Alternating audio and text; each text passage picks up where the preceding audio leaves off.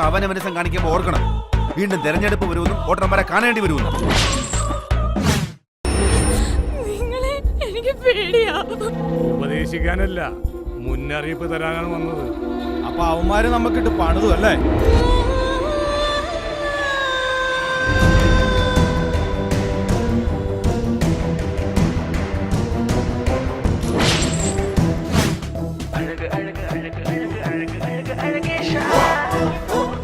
എന്ന് ഞങ്ങൾ കൂട്ടിക്കാം.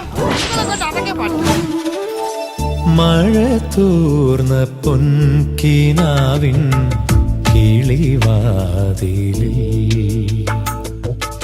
മിഴിപ്പാകി നിന്നതാരു നിറതിങ്കളൂ.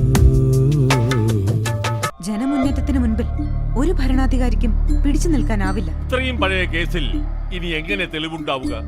യൂണിഫോമിലുള്ള ഒരു പോലീസുകാരനായതുകൊണ്ടാ, അല്ലെങ്കിൽ നിന്നെ നാക്ക് പിഴുതിയ പോലീസ് പട്ടിക്കിട്ട് കൊടുത്തേനെ.